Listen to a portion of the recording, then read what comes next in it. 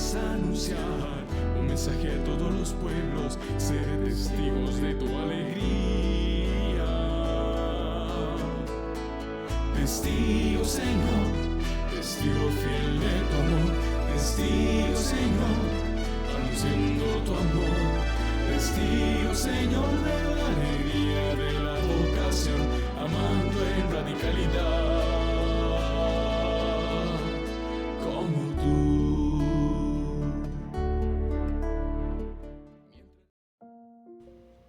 Cristo ha resucitado, verdaderamente ha resucitado. Queridos hermanos, sean bienvenidos a un programa más de Testigos de la Alegría de la Vocación. Estamos en Pascua, estamos en la octava de Pascua, el gran domingo que tenemos en la iglesia. Pues como diría San Pablo, si Cristo no hubiese resucitado, vana sería nuestra fe. Tenemos muchos motivos para estar contentos, para estar alegres en esta semana, pero también el programa que compartiremos en este día, este encuentro con el Señor, será guiado de una forma diferente. Como lo sabemos, el lunes pasado de la octava de Pascua se nos fue anunciada la muerte de nuestro Papa Francisco, lo cual no debe llenarnos de una profunda tristeza, sino de una contemplación del misterio de Cristo, del misterio de la Pascua del Señor. Si bien es cierto, la muerte para nosotros los cristianos no tiene la última palabra. Sabemos de que Cristo la ha vencido por medio de su muerte y de que algún día alcanzaremos la gloria también junto como Él. Entonces, hermanos, el día de hoy en este programa reflexionaremos mucho, no de lo que hemos visto tal vez en todos los demás medios, tanto católicos como tanto laicos, sino desde la teología de lo que es la muerte del Papa, lo que es la sede vacante y cómo esto se relaciona también con el año jubilar que estamos viviendo. Hermanos, el día de hoy también nos acompaña el Padre Luis Paulino González. Padre, buenas noches. Hola Jorge y a todos los que siguen esta transmisión, siguen este programa, un saludo cordial. Gracias, Padre, por aceptar nuestra invitación. El Padre fue mi formador y fue formador de también José, que está aquí detrás de cámaras, y de muchos otros seminaristas. Entonces, estamos muy contentos, Padre, de que nos acompañe, de verdad. Gracias, y yo también estoy muy contento de estar compartiendo con ustedes. Gracias, Padre. Yo creo que para nosotros como seminaristas, que sea que estemos terminando la formación inicial, o sea que estemos en el medio de la formación, es muy significativa la presencia, el magisterio del Papa Francisco. Recuerdo que como un dato así random de mi vida, yo iba llegando de la escuela cuando vi que toda mi familia estaba viendo el tele. Entonces en el 2013 vi cuando eligieron al Papa, cuando ya se presentó y todo, y pues yo nunca había vivido eso, entonces fue muy impactante. Pero después ya en mi vida de fe ha impresionado muchísimo. Incluso el encuentro con él durante la Jornada Mundial de la Juventud en Panamá, donde muchísimos jóvenes de Costa Rica y de todo el mundo, pero especialmente de Costa Rica, lo pudimos ver de cerca, lo pudimos escuchar, y donde en todos sus mensajes siempre incitaba a los jóvenes a ser influencers de Dios como María. Por eso, en los medios de comunicación no podemos ser exentos de llevar la buena noticia, de llevar siempre a Jesús y de no cansarnos de evangelizar a través de los medios. El Papa lo podríamos catalogar también como el Papa de la Misericordia, dado que en el jubileo del 2016 nos invitaba a ser a todos y a cada uno de los cristianos misericordiosos como el Padre. Luego de anunciarnos el domingo pasado la buena Pascua, vemos de que Cristo también lo ha llamado a su encuentro. Entonces, iniciemos este encuentro, este espacio de testigos, con una pequeña oración. En nombre del Padre, del Hijo y del Espíritu Santo. Amén. Gracias, Señor, por amarnos hasta el extremo, hasta el punto de dar la vida por cada uno de nosotros. Te pedimos que contemplando tu misterio pascual, podamos nosotros también vivir como resucitados, siendo capaces de llevar vida donde solo muerte hay, de ser capaces de llevarte siempre y poder propiciar el encuentro de los hermanos contigo. Amén. Listo, Padre, ahora sí. Yo quisiera hacerle una pregunta. A ver. ¿Cómo es el ambiente allá en Roma durante estos días y todo? Bueno, hemos visto los medios, todo lo que dicen y todo, pero muchas veces, de hecho hoy lo veía en la mañana, son como, bueno, ¿quién podría ser el nuevo papa? Todas estas cosas, pero se olvidan de lo principalmente esencial, que es contemplar el paso del Señor, que es contemplar también, veía hoy unas fotos del arzobispo también, cuando el arzobispo metropolitano, cuando llega a la Basílica de San Pedro y está contemplando el cuerpo del Papa. Entonces creo que no podemos perder esto de vista, de que no es un tiempo de luto, sino que es un tiempo de contemplación del misterio. Entonces, padre, ¿cómo es el ambiente por allá? Bueno, como seguramente ya habrán podido percibir, tal vez a través de los noticieros, a través de muchas redes sociales o canales en internet, hay por supuesto una mezcla de sentimientos, ¿verdad? De tristeza, esa sensación de orfandad, expresiones de cariño hacia la persona del Santo Padre. Eh, Hay, digamos, una agitación, por supuesto, en la ciudad de Roma, ¿verdad? Todo el ir y venir de gente, pero también hay un ambiente de mucho recogimiento. Ayer tuve la oportunidad de asistir al rito del traslado del cuerpo del Santo Padre a la Basílica y luego ingresar a la Basílica. Y entonces contrasta mucho, por supuesto, todo el bullicio que hay fuera en la plaza mientras se está tratando de ingresar y ya propiamente cuando se ingresa en la basílica, un silencio profundo, un ambiente de recogimiento, de fe, de sorpresa, por supuesto que de una tristeza muy humana, pero también de un ambiente de recogimiento, ¿verdad? Propio de los creyentes. Entonces, creo que esto es importante, ¿verdad? Que vivamos este tiempo de sede vacante precisamente con esa actitud de ir más allá de las emociones iniciales, de las emociones superficiales, para vivirlo de una manera más espiritual, esperanzada y con verdaderos, digamos, una verdadera mirada cristiana. Sí, padre, yo creo que eh, es este tiempo de gracia en el cual pues es un kairos, no es un tiempo cronológico más, sino es ver el paso de Dios, es ver el encuentro también. Y padre, tal vez, ¿cuáles son las gracias de este tiempo? Antes de empezar el programa lo hablábamos, tal vez el sentido de la comunión de la iglesia y todo esto, ¿verdad? Sí, sin duda, el tiempo de sede vacante, cuando se da la muerte de un papa, hablando en general, ¿verdad? No solo ahorita con la muerte de Francisco, sino en general, la muerte de un papa y la expectativa luego respecto a a la elección del siguiente papa, es sin duda un tiempo de gracia, es un tiempo donde Dios está actuando en la iglesia, es un tiempo donde Dios irrumpe en nuestro tiempo, en nuestra historia, y derrama con mayor abundancia sus gracias. Eh, una de esas gracias es precisamente que se fortalece el sentido de comunión. Y ojo, que digo sentido de comunión más allá que el sentido de pertenencia, ¿verdad? Porque podríamos a veces reducirlo a un sentido de pertenencia. Eh, no, sentido de comunión, el sabernos, el reconocernos miembros de la iglesia, miembros de este cuerpo místico de Cristo. eh, toca el corazón de los creyentes, toca el corazón de los bautizados de una manera muy especial en este tiempo. Si me permiten contar así anécdota personal muy rápidamente, a mí me sucedió hace 20 años, Wow. cuando murió Juan Pablo II y vino la elección de Benedicto XVI.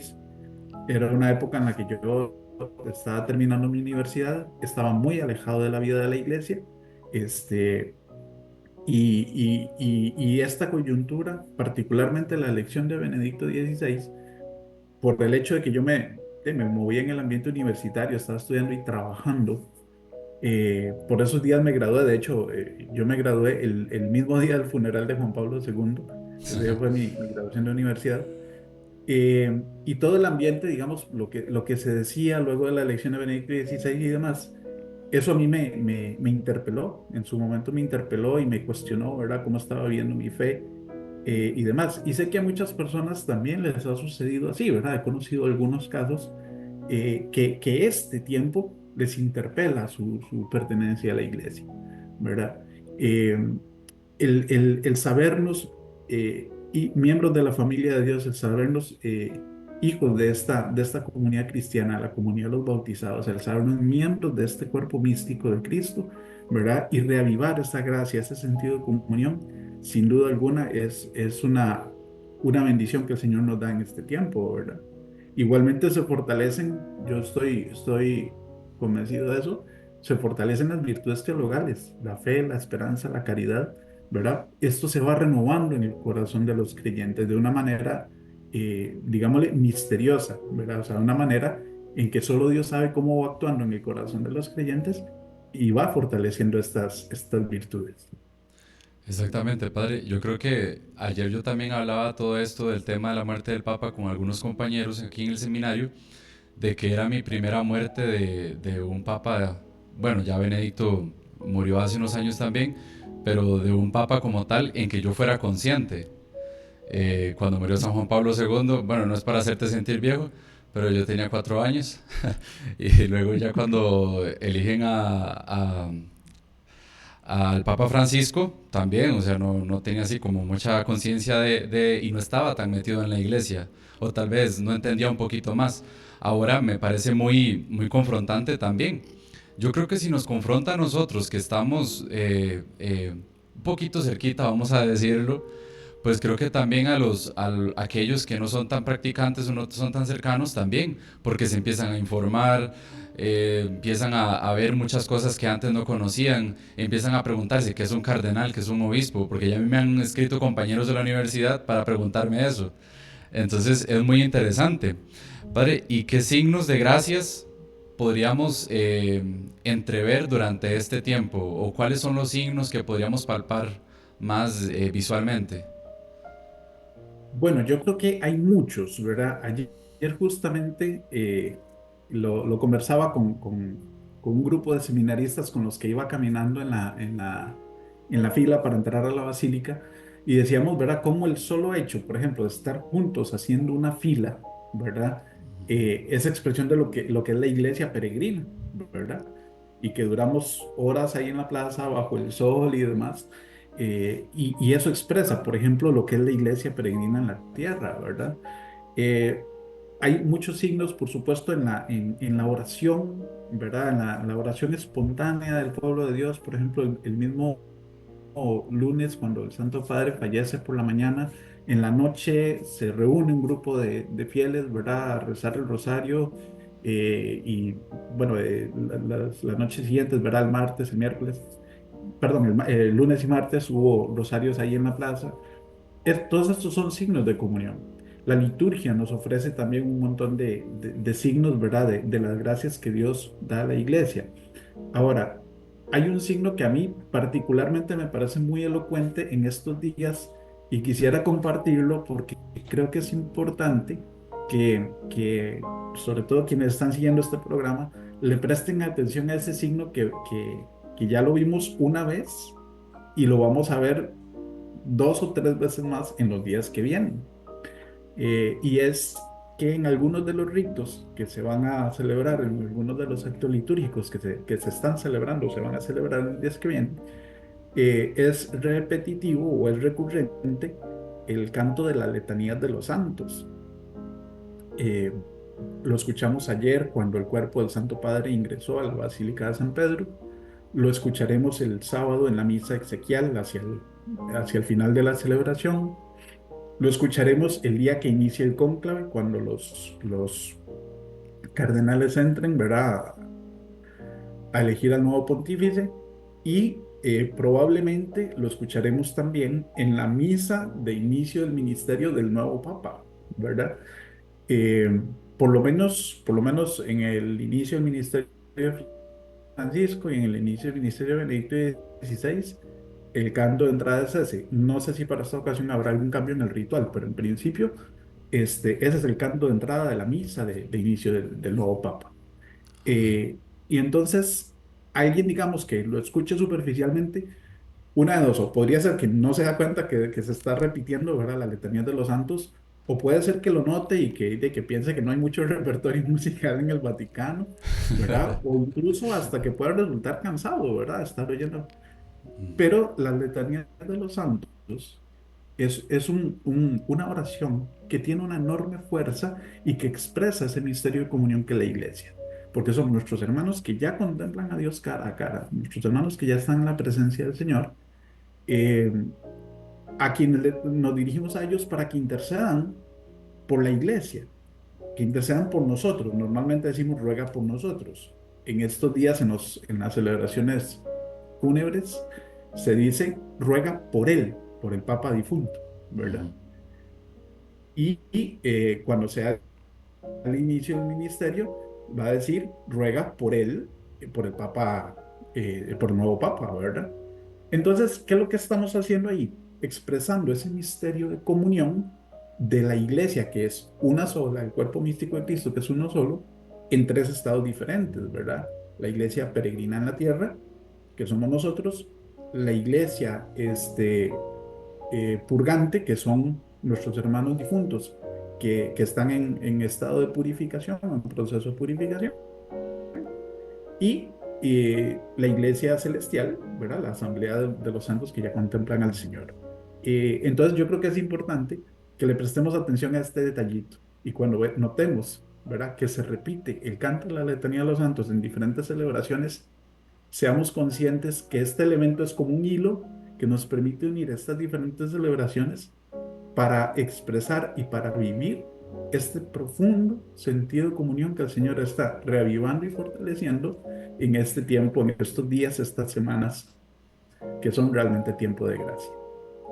Sí, creo que también es ver la trascendencia, no solo ver los ritos vacíos y ver que sí, ya un funeral más, todo esto, la plaza de San Pedro está llena, sino como, como decía usted, padre, los que estén sintonizando este programa, de que vean todos estos días la secuencia, la unión.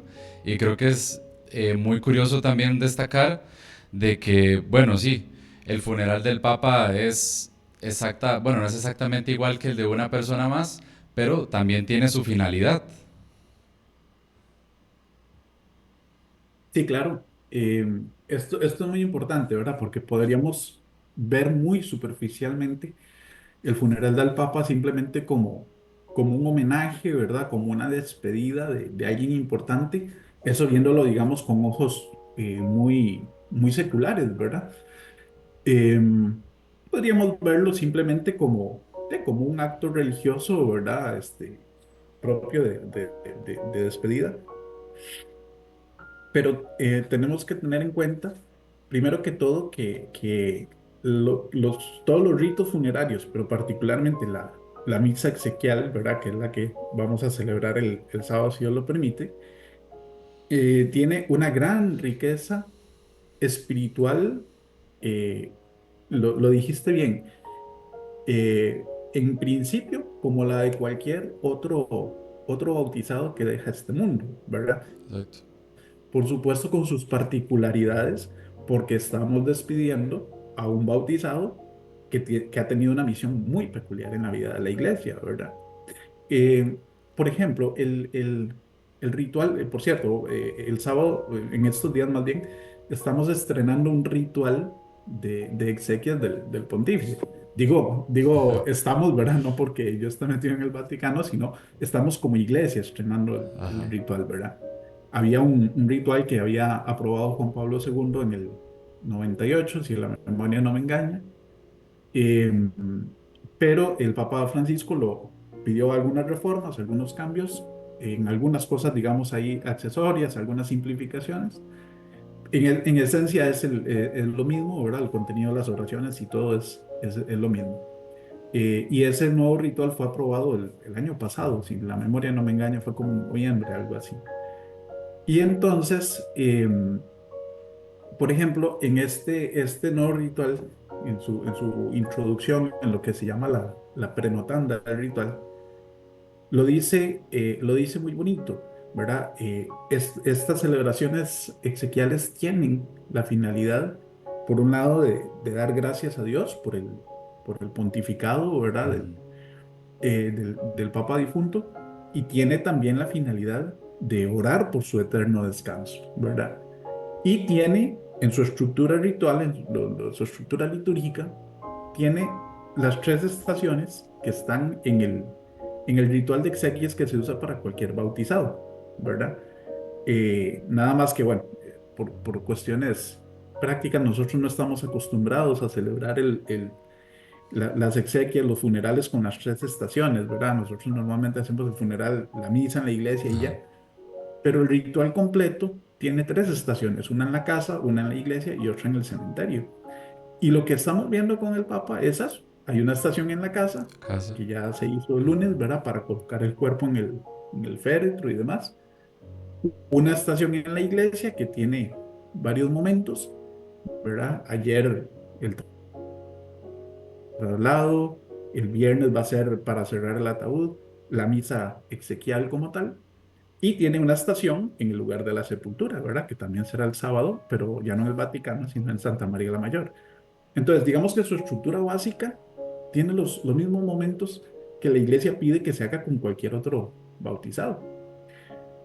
El mismo ritual dice, y así lo expresa también no solo el ritual, sino una presentación, un documentito de presentación que se publicó en noviembre.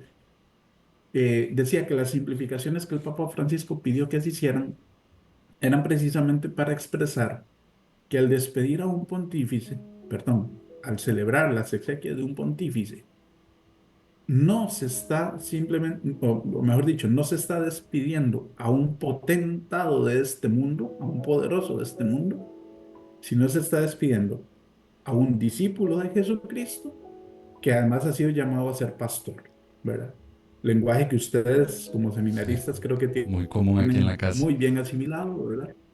Discípulo y pastor. En ese orden, por supuesto, porque en primer lugar el Papa es un bautizado como cualquier otro y necesita, ¿verdad?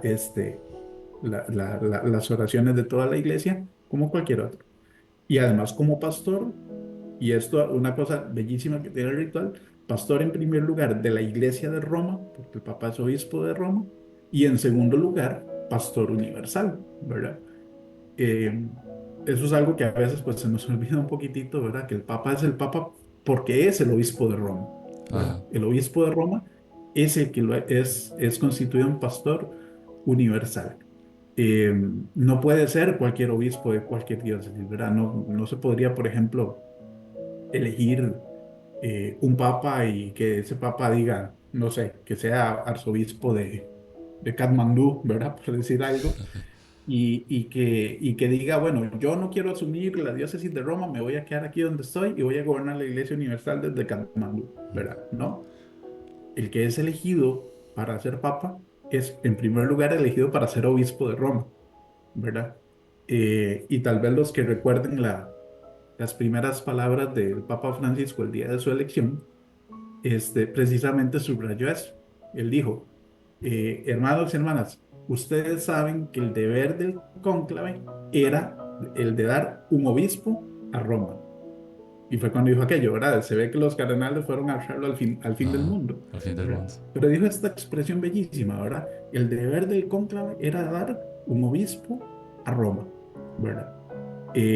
Porque eso es lo fundamental del ministerio del Papa, ¿verdad? O mejor dicho, es fundamental en la tarea del Papa, ¿verdad? En primer lugar el obispo de Roma. Y por ser obispo de Roma es también pastor de la Iglesia Universal. Y esto el ritual lo expresa muy bien, ¿verdad? Son las exequias de un bautizado, discípulo de Jesucristo, y de un pastor, ¿verdad? No de un potentado de este mundo. Y esto es importante que lo veamos porque está expresado de muchas maneras en el contenido de las oraciones que se van a rezar. Yo invitaría a las personas que vayan a ver la transmisión, eh, como los textos son conocidos y habrá transmisiones ya dobladas, ¿verdad? Por supuesto, al español y demás. Yo les invitaría a que le pongan mucha atención a las oraciones de la misa exequial, de la misa del sábado, ¿verdad? Porque son preciosísimas en este sentido, de subrayar estas dos condiciones, del Papa como discípulo de Discípulo y Cristo pastor. y pastor de Roma en primer lugar y de la Iglesia Universal. A mí me impresiona muchísimo esta expresión, padre, que ahora dice usted, discípulo y pastor. Pues para todos los que nos escuchan, es una expresión muy común en el seminario. Primero nos formamos como discípulos de Cristo para ya luego darle nuestro corazón a la iglesia y que lo vaya formando como pastor. Entonces, ahora al inicio estábamos hablando de que esto interpelaba mucho a la gente, pero el primero interpelado fui yo. Entonces, me impresiona muchísimo, porque también en los medios laicos y todo eso se escucha de que es que el Papa simplificó el rito funerario, porque así lo dicen, y todo esto, y por qué habrá sido, que es que seguro era porque era muy humilde, entonces decían, porque esa ha sido como la característica más notoria de todo lo que dicen los medios. Pero ahora viéndolo desde este principio, pues ya sí, lo comprendemos de una forma en la cual yo como bautizado también me siento muy, muy atraído por eso, muy en paz, muy contemplativo al ver lo que realmente significa. Así es, el principio o los principios que el Papa Francisco tuvo para hacer esta simplificación del ritual fueron precisamente criterios teologales, ¿verdad? No criterios digamos, mundanos, de apariencia o de estética, para parecer más humilde, no, simplemente un criterio teologal. Lo que hay que destacar es esa condición, esa doble condición de discípulo y pastor que tiene el obispo de Roma, ¿verdad? Eh, y no como un potentado de este mundo, ¿verdad? Decíamos ahora. Por supuesto que el Papa dejó en su testamento algunas disposiciones, ahí sí muy personales, ¿verdad? Muy de él. Cuando dijo, bueno, quiero que me Ujú, sepulten en Santa María la Mayor, que sea directamente en tierra, que no haya más inscripción que el nombre, ¿verdad? Ese tipo de cosas. Eso sí, es como más personal, es de él. Pero la modificación del ritual, eso queda ahí para los futuros papas también, ujú. ¿verdad? Y lo que hacen es resaltar esta condición. Entonces son criterios teologales, ¿verdad? Muy importantes y que es importante, por lo menos deseable, que no nos pasen desapercibidos, ¿verdad? Cuando veamos la transmisión de la misa, que escuchemos esas oraciones y que saboreemos ese lenguaje, ¿verdad? Porque expresan una realidad espiritual muy profunda, ¿verdad? Padre, si el Papa no hubiese pedido estas condiciones para ser enterrado ahí de esta forma, ¿cómo sería normalmente si el Papa no lo hubiese pedido así?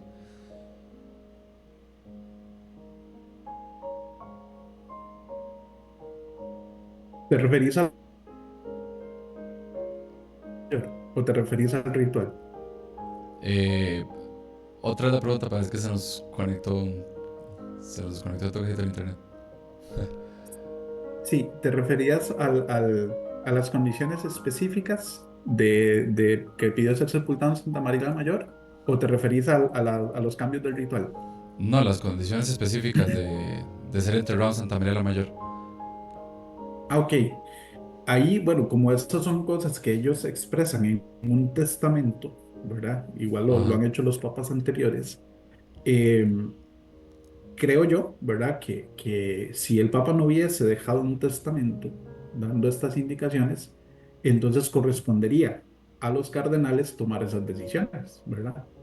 Porque ahorita en sede vacante, pues el gobierno de la Iglesia Universal recae sobre el colegio de los cardenales. Por eso es que en estos días se están haciendo lo que se llaman las congregaciones generales, ¿verdad? Ajá. Entonces ya tendrían ellos que tomar esas decisiones. Yo me imagino que si no hubiese dejado algo dispuesto, pues lo hubieran sepultado seguramente en el Vaticano, como han sido los últimos Ujú. papas, ¿verdad? El último papa que fue sepultado fuera del Vaticano, antes de Francisco, fue León XIII, que está en la Basílica de San Juan de Letrán. Después de León XIII, los demás que han seguido están en el Vaticano. Sí, qué interesante porque siempre está la concepción de que en San Pedro están todos y todo esto, entonces estos datos son bastante importantes para saberlos y no pasarlos de lado, digamos. Así es. Padre, como fruto del magisterio del Papa Francisco y usted como formador aquí en el seminario y todo, podría resaltar como de lo que recuerde así tal vez de las conversaciones con nosotros o de la vivencia en el seminario, ¿qué tanto cree usted que impactó el Papa Francisco en nuestra formación sacerdotal?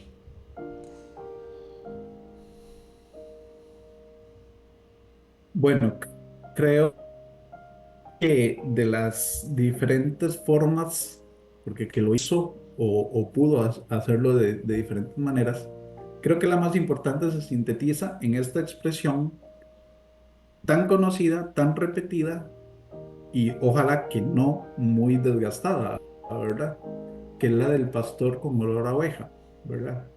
Dicho así entre paréntesis, por cierto, esa expresión yo se la oí a un sacerdote de Costa Rica antes de que Francisco fuera elegido papa. A ver. Cierro ahí el paréntesis. Eh, sí, había un sacerdote que decía eso, ¿verdad? Yo quiero ser un pastor con olor a oveja. Eh, Bien, yo quisiera pensar que esa sería la manera en que más haya calado la palabra, el ejemplo, la vida, la obra del Papa Francisco en los futuros sacerdotes, ¿verdad? El querer ser realmente pastores entregados por el bien del pueblo santo de Dios, eh, que estén dispuestos a dar la vida, que sepan con claridad cuál es su misión, ¿verdad? ¿Cuál es su misión como pastores del pueblo de Dios? Que es ser ese puente entre Dios y los hombres, ¿verdad? Porque aún en el ministerio sacerdotal existe la tentación de perder el norte y de enfocarse en tareas que en sí mismas pueden ser buenas, pero cuando no necesariamente son las tareas de un pastor, ¿verdad? Lo nuestro es llevar a nuestros hermanos a Dios, ser puente entre nuestros hermanos y el Señor, ¿verdad? Hay un sinfín de tareas que uno podría eventualmente realizar y que pueden ser muy buenas, pero que no son esenciales en el ministerio, ¿verdad? Yo quisiera que ojalá esa palabra y ese ejemplo de Francisco cale en los futuros sacerdotes de esa manera. Sí, y yo creo que bueno, esto nos dice a nosotros como, si Dios lo quiere así, como futuros pastores de la iglesia, pero también a todos los bautizados nos dejó un gran legado, principal en esta expresión, quiero una iglesia en salida, que quiere que salgamos, que quiere mejor una iglesia accidentada que no una iglesia encerrada en la sacristía. Entonces creo que esto nos invita a cada uno de nosotros, desde nuestras comunidades parroquiales, desde nuestros movimientos, desde nuestras propias familias, poder salir, poder salir a anunciar a este Cristo muerto y resucitado, de que está resucitado. Ya lo vemos en esta semana, en este gran domingo que tenemos, de que ha vencido a la muerte y de que tenemos que llevar vida donde en muchos momentos es imposible para la mente humana. Así es, sin duda. Y de hecho, creo que, bueno, este tiempo pascual, ¿verdad? Como lo has dicho, por supuesto que nos recuerda a eso y que además este tiempo, eh, estos acontecimientos que estamos viviendo refuerzan eso. Empezamos la conversación diciendo que, que estos días de sede vacante y de exequias del Santo Padre tenemos que verlas más allá de la tristeza y más allá digamos, de la tristeza humana y del luto, ¿verdad? Eh, Recordemos que cuando la iglesia celebra las exequias, lo primero que hace es proclamar la victoria de Cristo sobre la muerte, es celebrar el acontecimiento de la Pascua, ¿verdad? Exacto. El celebrar el misterio pascual del cual nuestros hermanos difuntos participan ahora más plenamente, no en su totalidad, ¿verdad? Porque la plenitud del misterio pascual la tendremos cuando venga la resurrección de los muertos al final de los tiempos, pero ya digamos, ellos han cruzado el umbral de la muerte y entonces participan más profundamente de la Pascua de Jesucristo. Por cierto, eso lo vamos a escuchar el sábado en la segunda lectura de la misa exequial. Entonces, yo creo que esto es importante, ¿verdad? Esto que estás subrayando, eh, no solamente por el hecho de que estemos en tiempo pascual, sino porque siempre que la iglesia celebra las exequias de alguno de sus hijos, lo primero que hace es proclamar el misterio pascual de Jesucristo, ¿verdad? Su victoria sobre el pecado y sobre la muerte. Exacto. Padre, para ir terminando, bueno, de Ujú. parte de todo el seminario, le queremos agradecer de verdad por estar aquí con nosotros, por conectarse, por la hora ya, que ya es bastante tarde. Entonces, gracias de verdad por estar aquí. Pero quiero decirle también a todas aquellas personas que se conectan que nunca se les olvide esta expresión del Papa Francisco, de rezar por pastores con olor a oveja, para que desde aquí, desde el seminario, nosotros nunca se nos olvide, podamos ejercitarnos en la caridad pastoral, en verdad, para poder ser una iglesia en salida, para poder anunciar a Jesús de la mejor manera y para, como así lo decía el Padre Francisco, poder primeriar siempre, poder siempre llevar a la misericordia, poder ver a la persona y ver en esa persona el rostro de Cristo. Padre, muchas gracias. Con todo gusto, Jorge, para servirles a ustedes y lo que humildemente pueda, ¿verdad? Con todo el cariño del mundo, eh, a ustedes, a todo el seminario, un saludo cariñoso, se les quiere por montones y se les recuerda, por supuesto, con mucho cariño en el corazón y en las oraciones. Y un saludo también cordial a todos los que ven este programa, los que siguen esta transmisión. Que el Señor les bendiga y que podamos vivir estos días que vienen, ¿verdad? Como un verdadero acontecimiento de gracia para nuestra iglesia, eh, proclamando, como decíamos hace un momento, el misterio pascual de Jesucristo, que es fuente de vida, de luz y de gracia para todos. Exacto, Padre. Muchísimas gracias a todos los que se conectaron a este programa de testigos de la alegría y de la vocación. No se olviden de ser testigos de esperanza, pero como así nos lo decía el Padre, poder anunciar a Cristo muerto y resucitado, aquel que nos recuerda de que la muerte no tiene la última palabra. Contemplemos estos días con mucha alegría, con mucha esperanza, pero siempre viendo de que la muerte del Papa no es luto, sino es contemplación del misterio de Cristo. Dios los bendiga. Hasta luego.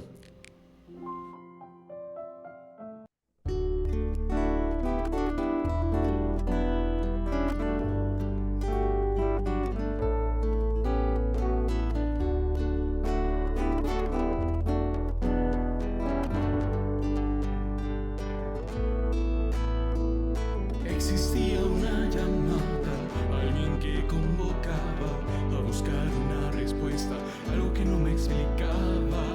Buscábamos fuera y no encontramos, no entendíamos cómo ya dentro tú estabas. Nos llamas a anunciar un mensaje a todos los pueblos, ser testigos de tu alegría. Testigo, Señor, testigo fiel de tu amor, testigo, Señor, anunciando tu amor, testigo, Señor, de la alegría de la vocación, amando en radicalidad.